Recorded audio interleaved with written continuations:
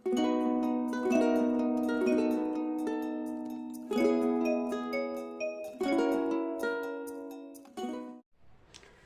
विद्यार्थियों, आपका फिर से अपने इस YouTube चैनल में बहुत बहुत स्वागत और अभिनंदन करता हूं। जैसा कि हम लोग पढ़ रहे थे प्रेजेंट इंडेफिनिट टेंस का इंट्रोगेटिव सेंटेंस, इसमें 2 रूल्स हम लोग पढ़ लिए थे पिछली वीडियो तक। आज हम लोग तीसरा और चौथा रूल की चर्चा इसमें करेंगे। जैसे आप देखिए, मैंने रूल लिख दिया है तीसरा। यदि वाक्य के बीच में कितना, कितनी, कौन सा, कौन सी, किसका, किसकी इत्यादि शब्द आए तो, यदि वाक्य के बीच में कितना, कितनी, कौन सा, कौन सी, किसका, किसकी इत्यादि शब्द आए तो इनके साथ संबंधित कर्म भी लिखते हैं। इनके बगल में जो कर्म होगा, ऑब्जेक्ट होगा, वह इनके साथ लिखा जाएगा। बाकी नियम पिछला वाला ही रहेगा। देखो, कितना, कितनी के लिए जिन वस्तुओं को हम गिन के खरीदते हैं और इसके लिए हाउ मेनी, जिन्हें हम तौल के लेते हैं या लीटर में नाप के लेते हैं, उसके लिए हम लोग हाउ मच का प्रयोग करते हैं। कौन सा, कौन सी के लिए व्हिच का प्रयोग करेंगे हम लोग, और किसका, किसके लिए किसका प्रयोग करेंगे, हुज का प्रयोग करेंगे। आइए कुछ उदाहरणों के साथ इसे समझते हैं। तो आप नियम लिख लिए होंगे, आप नोटबुक में अपने नियम को लिखें और इस चीज़ को कंठस्थ करें। तो चलिए तीसरा नियम के एग्जाम्पल यानी उदाहरण हम सीखते हैं कि तीसरा नियम के उदाहरण कौन कौन से हैं और ये बनेंगे कैसे। जैसे मैं कह दूं, तुम कितना दूध पीते हो। अब आप देख सकते हैं कि इसमें कितना दूध, कितना के बगल में दूध है तो वह उसका संबंधित कर्म हुआ, उसकी अंग्रेजी उसी के साथ लिखेंगे। दूध को हम लोग माप के लेते हैं, नाप के लेते हैं, तो हाउ मच, और इसी के साथ लाएंगे हम लोग मिल्क, हाउ मच मिल्क। अब तुम है कर्ता, तो तुम के साथ सहायक क्रिया क्या लाना है, डू अथवा डच, डू लाना है। How much milk do you, पीते का drink, how much milk do you drink. यानी कितना, कितनी, कौन सा, कौन सी, किसका, किसकी अगर आया तो उसके साथ संबंधित कर्म भी आता है। अब मैं कह दूं, वह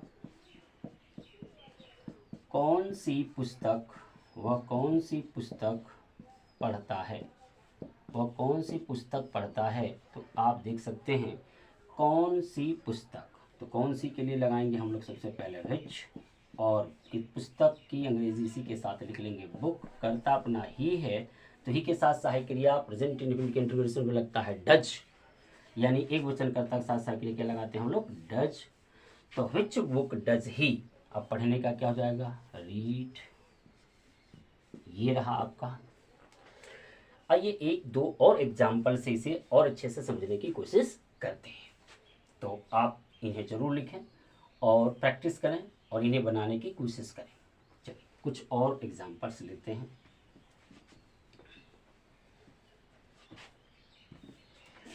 राधा कितनी कलम खरीदती है, राधा कितनी कलम खरीदती है। तो कितनी कलम है, कलम को गिन सकते हैं हम, तो इसलिए हाउ मेनी का इस्तेमाल करेंगे, हाउ मेनी, और तुरंत कलम की अंग्रेजी पेन। फिर क्या करना है, राधा एक वचन करता है, तो जब राधा एक है तो इसके साथ साइकिल लाएंगे डज, तो इसको पहले लिखेंगे how many pen does Radha. अब खरीदने का क्या हो जाएगा, क्रिया आएगी लास्ट में बाई और क्वेश्चन मार्क।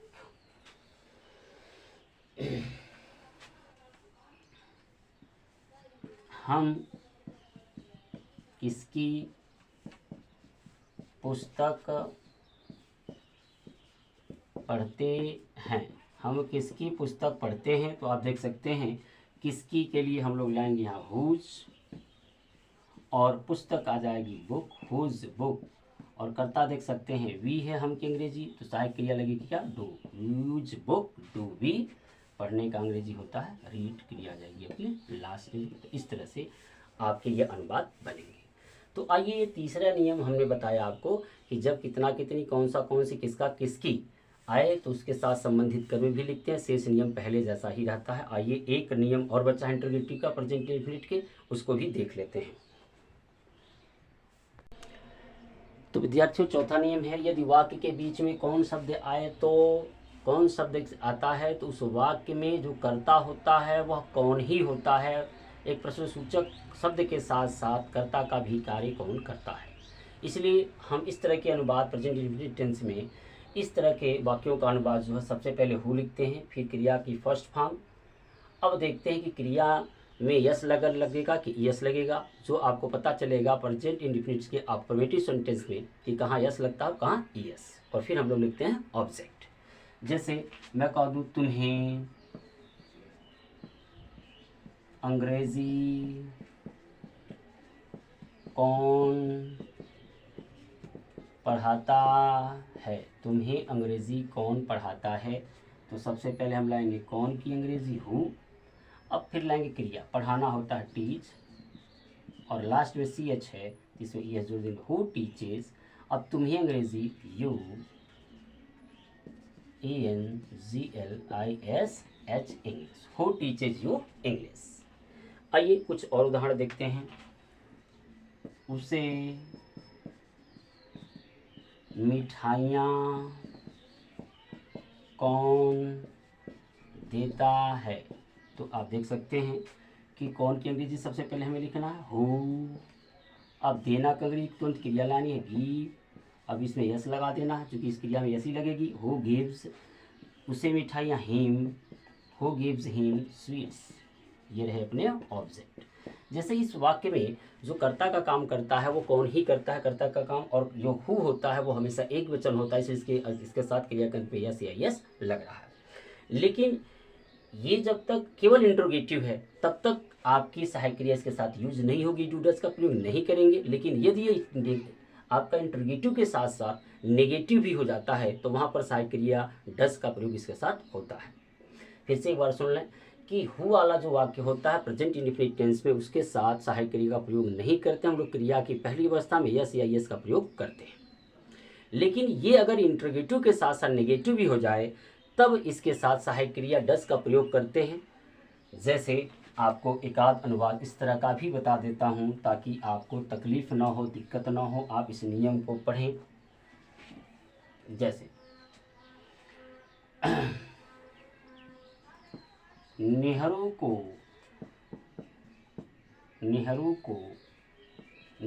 को कौन नहीं जानता है। नेहरू को कौन नहीं जानता, देखिए नहीं भी आ गया तो अब यहाँ लगेगा हु।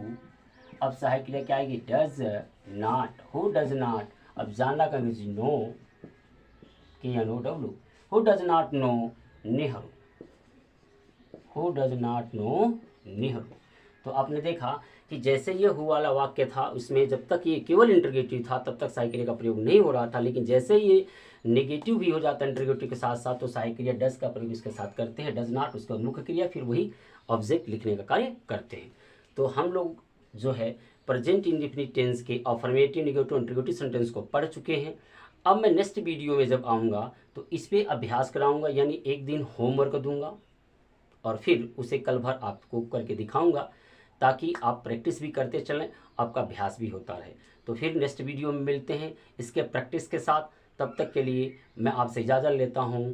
और यदि हमारे चैनल पर आप नए आए हैं, पहली बार देख रहे हैं, तो हमारे चैनल को सब्सक्राइब करिएगा ताकि नोटिफिकेशन आपको सबसे पहले मिल सके, और अपने मित्रों में से शेयर करिएगा ताकि वो भी लाभान्वित हो सकें, और लाइक का बटन दबाना मत भूलिएगा, उससे हमारा उत्साहवर्धन होता है ताकि मैं आपके लिए नई वीडियोस बना सकूं। तो फिर मिलते हैं अगले वीडियो में, तब तक के लिए आपसे मैं इजाज़त लेता हूं।